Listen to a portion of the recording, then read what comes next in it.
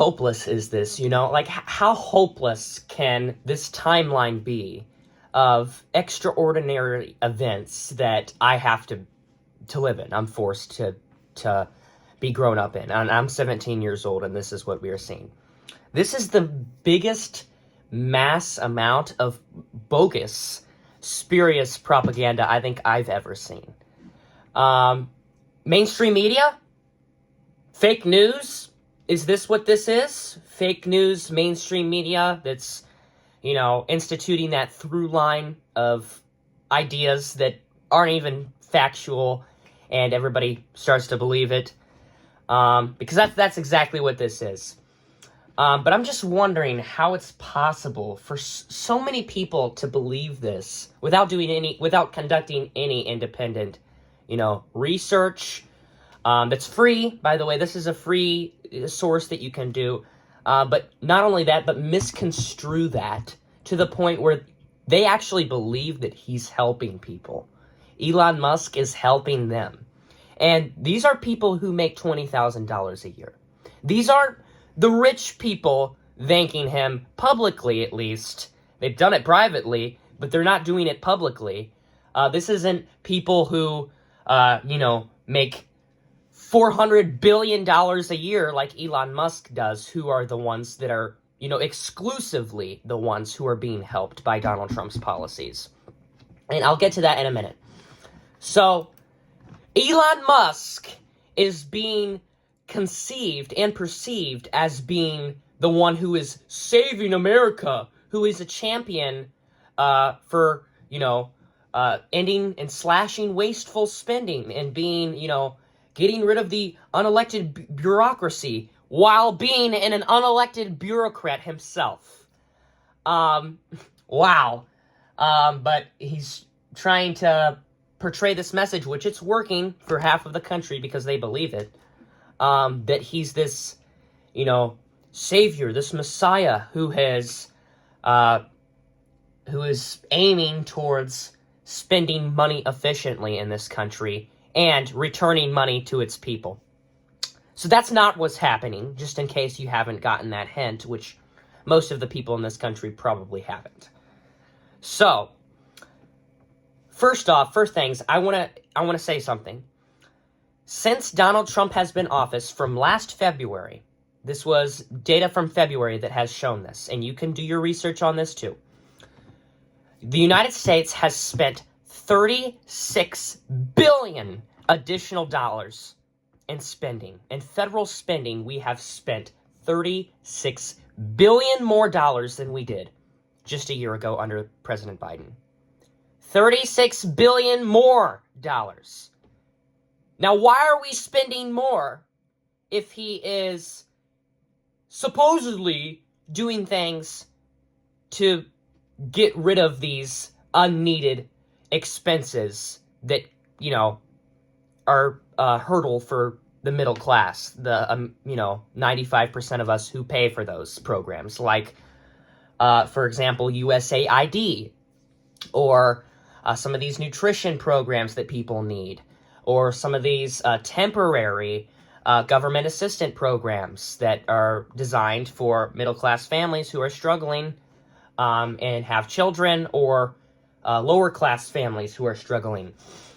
But why are we paying more if he's eliminating money and getting rid of, nugatory cash that we don't need to be spending, supposedly? We're spending more than we were under President Biden just a year ago. I hope everybody knows that and everybody's aware, because he is not doing what he has been, forecasting for everybody else to see. He's hiding behind this guise that everybody in the MAGA, blog just sucks up. They just drink up the Kool-Aid. They just drink it all up.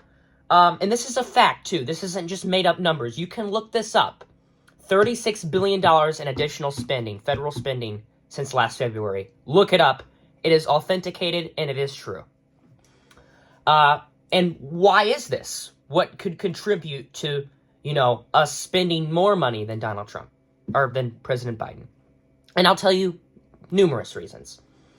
So first off, Donald Trump has spent 13 out of his first 48 days in office as president on golf trips. He went golfing while egg prices are still soaring high, which he ran on. He ran on all of these big, beautiful, enormous, amorphous things that he was going to fix with the snap of his fingers. The people in Ukraine are still dying.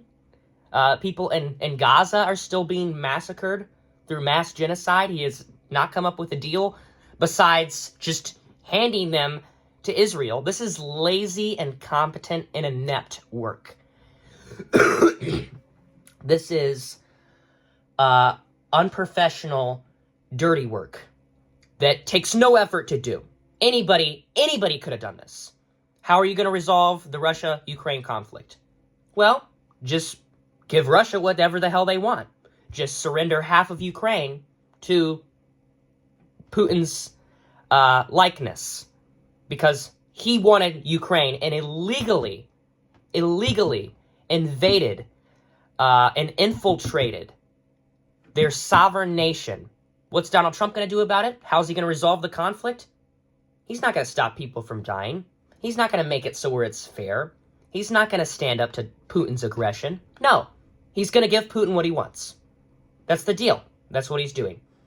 And I'm wondering, for the people who are missing something, who are missing this key piece of the puzzle that is so blatantly obvious, if you're wondering, why did he just hastily put this thing together?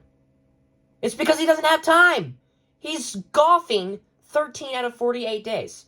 And by the way, this was sprawled over the time frame of 6 out of 7 weeks since he took office. 6 out of 7 weeks he has went to his private resorts, his golf resorts, including the same one where he buried his wife in New Jersey.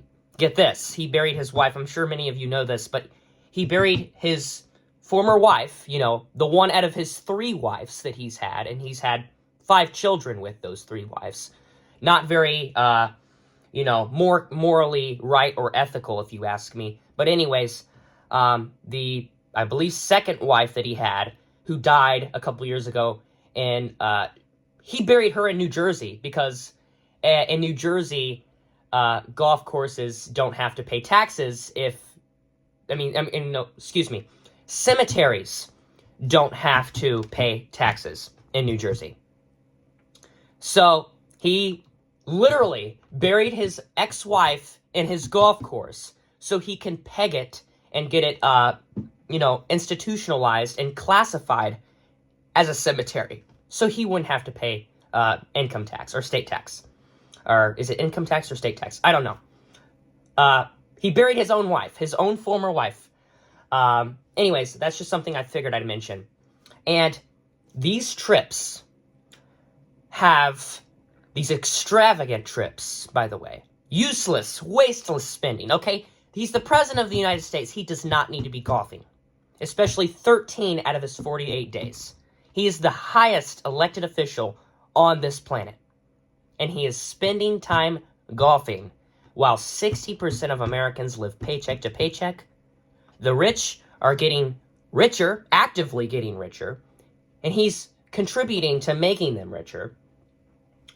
But anyways, as of February, so this was a month ago, so it's probably, completely inflated and, ballooned in this month afterwards. But as of February, it costed taxpayers $18.2 million to fund these golf trips. That's coming at your expense, at the taxpayers' expense. Those trips aren't free. Those trips, the national airlines and getting there, this is all tabulated, and he's not paying it. He's not paying these costs. These are being paid by residents of Florida and many other states that he goes on these trips to. And also, this is something that I figured I'd mention. Did you guys see that drone show the other day, I believe it was, what was it? Wednesday, or no, Tuesday, that Donald Trump and his friends, you know, the MAGA clan, put on in South Florida.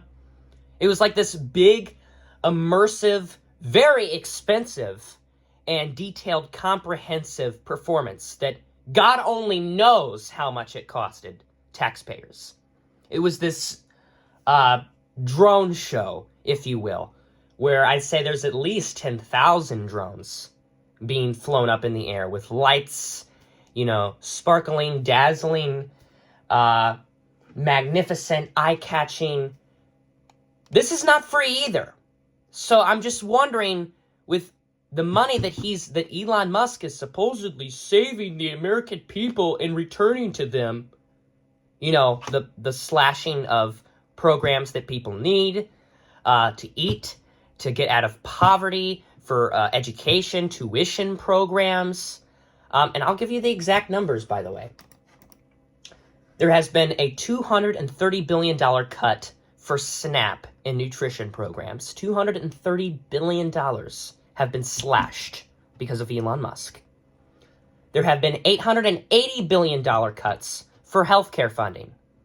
You know, adding on to the toppling percentage of people who are barely getting by. People who don't have health insurance, one accident happens and they're screwed. They're screwed. But he's went out of his way to cut $880 billion for that. Now, additionally, there's $330 billion cuts for education and workforce training and protection. And what was this, aimed at? This was aimed to fund a $4.5 billion, or trillion dollar. Sorry, not billion dollar. I'm sugarcoating this a little bit, as you can see, unintentionally. But all of these programs were cut that predominantly help the middle class to fund a $4.5 trillion tax break for the rich. For the rich. These are Donald Trump, Elon Musk, practically everybody in his cabinet. So, let's be clear. This is not about efficiency or spending money or cutting money or being productive with money or being considerate with money. This is about making themselves richer, funding personal interests, and blatantly vitiating and blemishing, wiping out the middle class. This is what this is about. And why is he doing this? Because he knows he can. Because so many people still turned a blind eye and just hover over all of these facts. They just excuse him. People in my hometown say Trump is such a great president. I ask him one thing that they like that he has done ever. First term, second term. I mean, you can even give me something he did prior to his entering of politics, and they can never give me anything. Anything. It's just a void, an empty void. The only thing I ever hear them say is, he wants to build a wall. Really?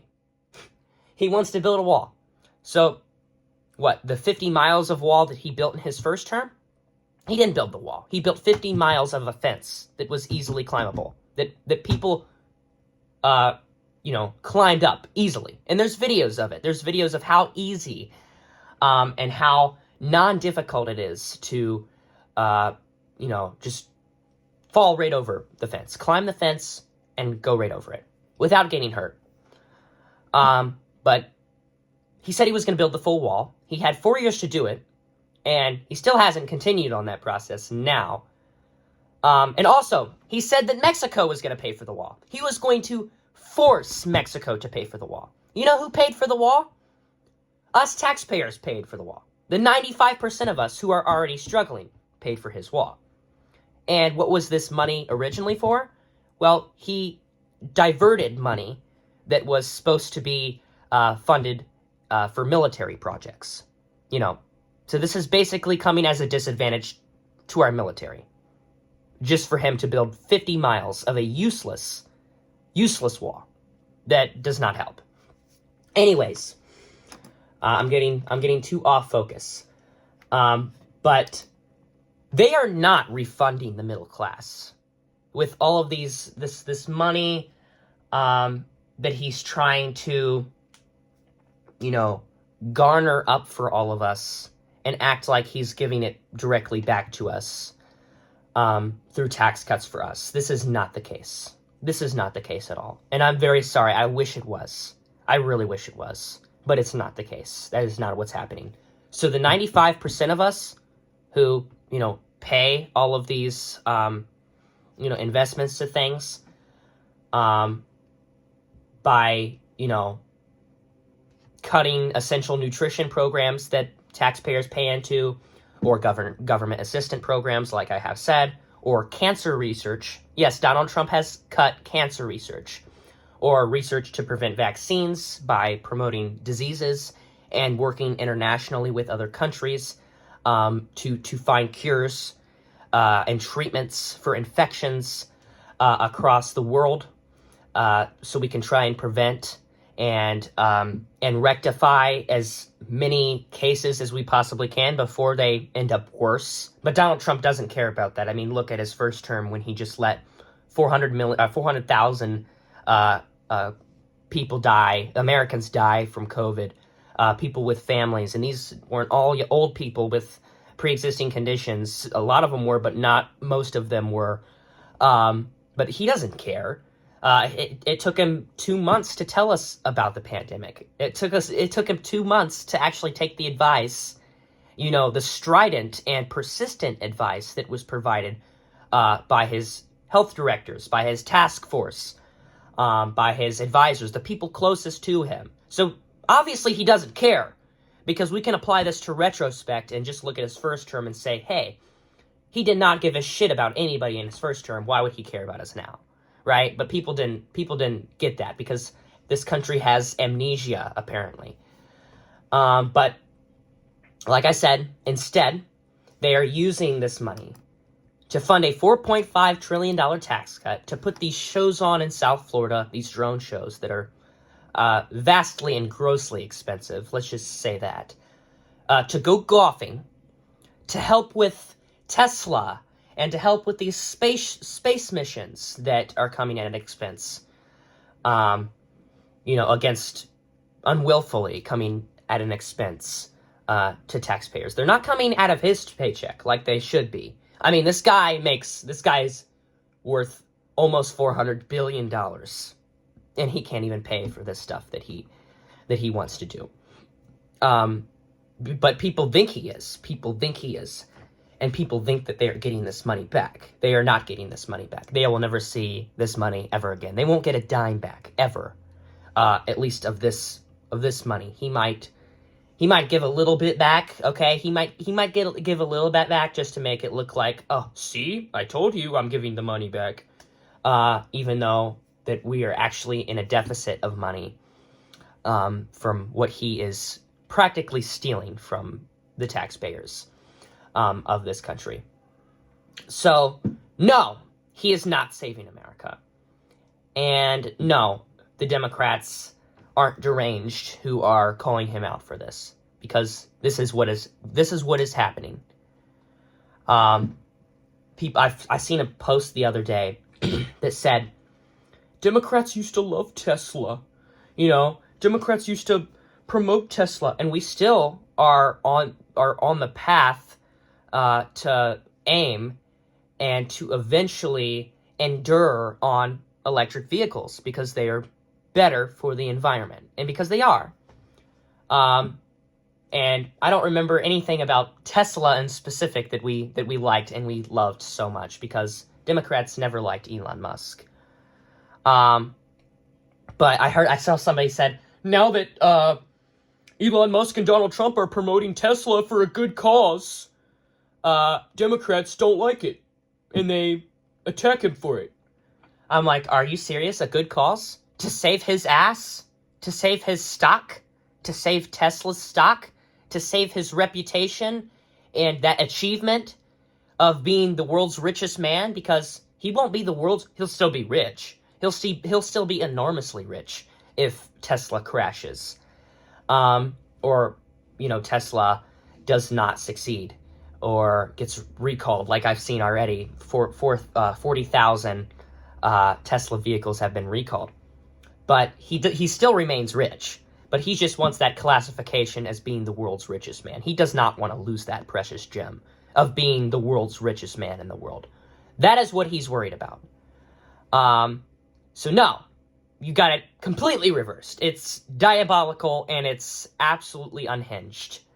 That you actually genuinely believe a man who can eradicate poverty, who can eradicate hunger, who can stop people from living paycheck to paycheck, 60% of Americans living paycheck to paycheck. You think that somebody who has the money of many nations combined, you think that he actually cares about you and your family. If he did, there would be no homeless. If he did, half of our problems would be gone. He has the money to solve many of these issues. He has the money currently. He obtains this money. But people just seem to go right past that. He doesn't donate any of this money to a good cause. None of it. I mean, he gave, $150 million to Donald Trump to fund his, campaign?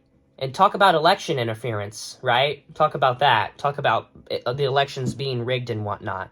But yet, the billionaire, the most richest man in the world, can give a fortune to a presidential candidate with no limit. I mean, there's no limit. And he can literally pay people $1 million, which he's done. Elon Musk has paid people $1 million. And $1 million is nothing to him, by the way. That's just something I wanted to get out. $1 million is a little penny for him, because it just is. But he gave $1 million to people to sign up and vote for Donald Trump. And one more point I want to touch on. Do you remember? Okay, going back to Donald Trump and the golf thing. The 13 out of 48 days Donald Trump has been playing golf during his presidency, and it costed $18.2 million in taxpayer funds.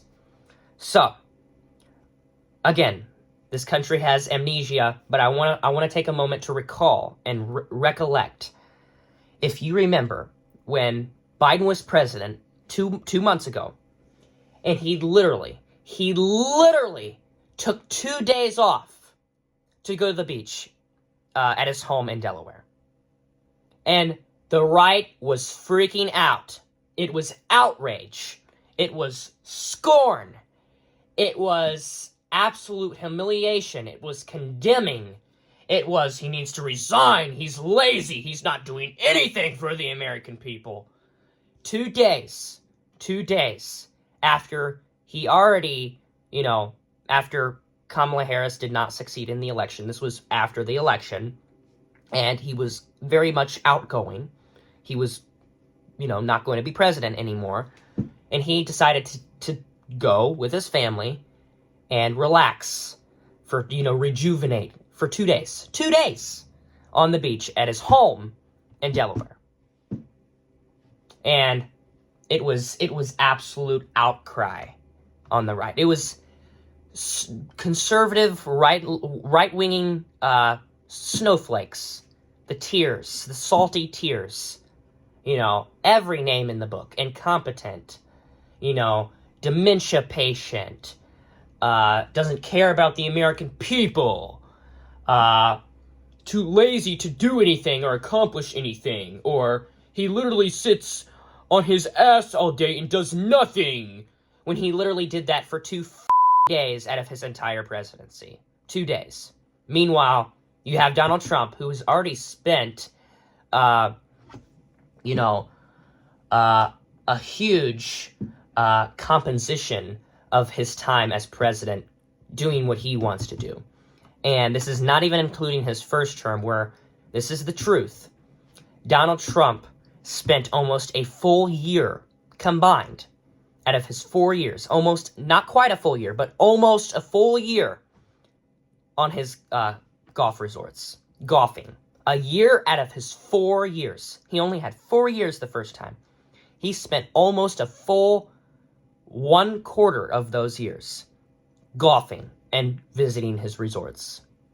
And I want to look, I probably won't find it now because I'm anxious to find it, but I want to look how much that costs for taxpayers. So, Trump spends almost a year golfing. This was an article published, I believe, in 2020. And I'm not going to find it. All I come up with is the recent, the additional amount of money that he's spending of taxpayer dollars in this term, okay? Not to be confused with his last term, which he did spend a lot of money golfing as well. Unnecessarily, by the way. See, I can't find it. But I know he spent a lot during his first term, too. But all that's coming up is his second term, because that's the headline now. Because he's spending a lot, too. It's astounding. While people are perishing throughout this entire country. My family's perishing. We have to put money on our credit card. Hell, I don't know if I should say this or not, but because I don't know if it's too personal or anything, but I feel comfortable saying it, because it's my money, right? My parents had to withdraw money from my savings account to pay the house payment. And I'm not joking. I'm not joking when I say this. They had to deposit, or whatever it's called, because I don't know the terminology of that. But they had, or withdrawal, that's it. Okay, withdrawal. They withdrew money for two times so far to pay for the house payment, because they did not have enough money to pay the house payment. And this is nothing against them. It is not their fault. It's not. People should be able to do things and get things often, or go on vacation once a year without living in struggle and distress. They really should. And that's one of the reasons why I want to be a politician, because I can use this as a model. Say, hey, I come from a middle class. I was raised in Ohio, and my family was struggling to make ends meet. We are literally struggling. And this is the majority of Americans right now. And I can use that as a talking point to show that I resonate with people, because I am part of the middle class. I'm part of the middle class. And if I ever become a politician, I can say that.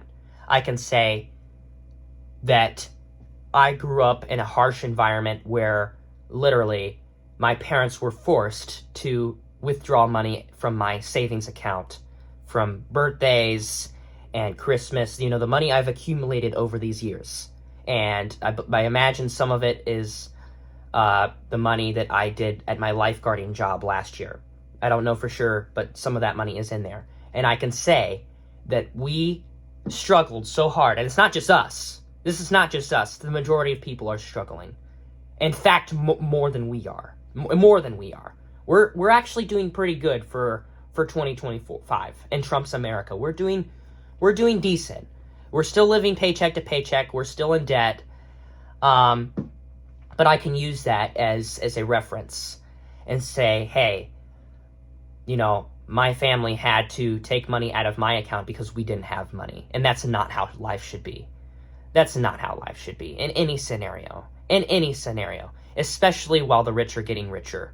Especially while Elon Musk gets to do these, picturesque, lavish and luxurious trips, and same with Trump, across the world. They get to send their kids, have many kids, and send them to the best private education centers across the world. They get to send them to the best colleges, the best private schools across the world, with the best healthcare, with the best insurance, okay?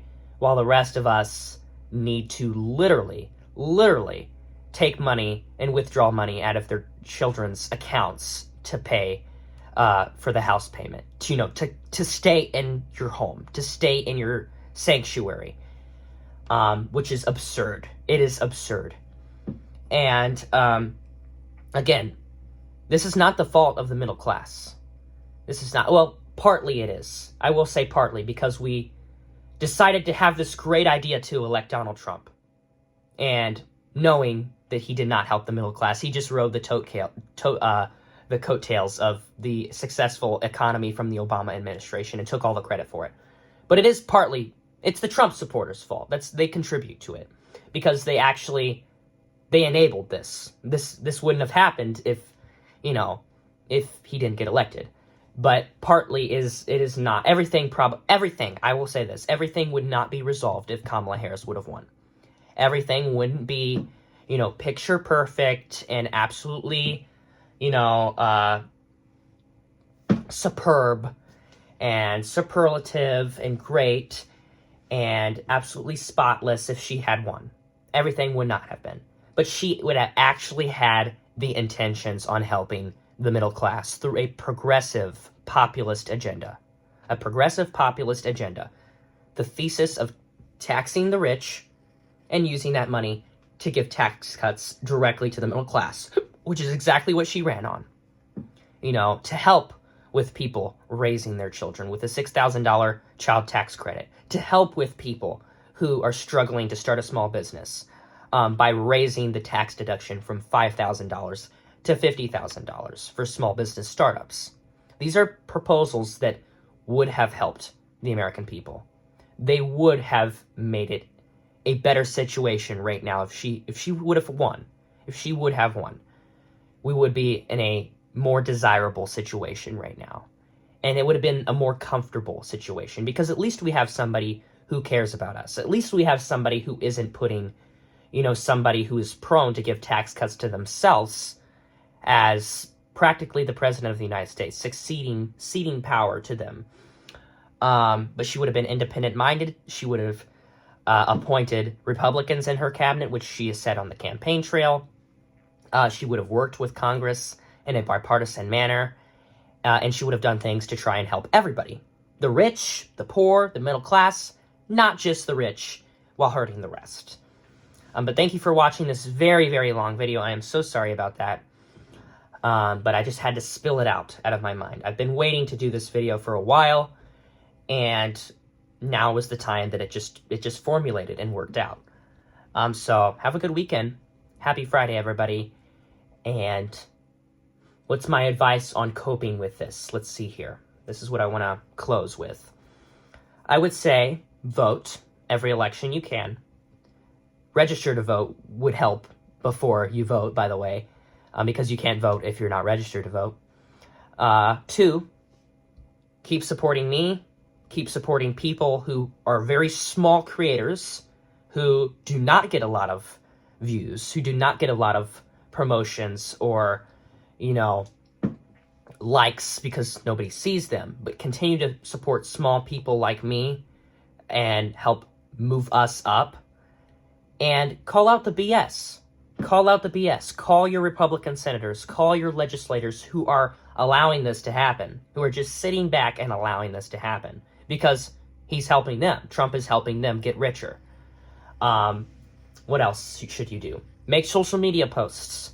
Make social media posts about this and further promote this these facts that I'm saying. Further make sure that everybody knows that this is the reality that we are living in.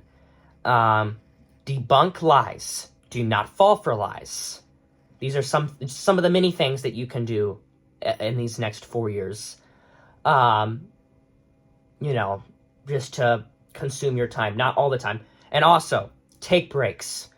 Seriously, you need to take breaks. Because I've been taking breaks too. It's stressful seeing all of this. I do this because I want to help educate and inform people on the facts. I want to advocate people and help get people informed and make sure that they do their own research and know what is going on and how their families are going to be impacted. That's why I'm doing this. And you can do this too, but just do not make it absorb your entire time. Okay, take breaks from politics. Complete breaks from politics. 2-day, 3-day long breaks from politics at a time.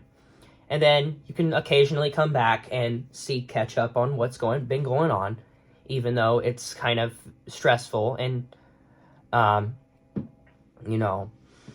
very hard to see. But like I said, take breaks as well. Take breaks. But do not just sit back and let this happen at the same time. You see where I'm going with this.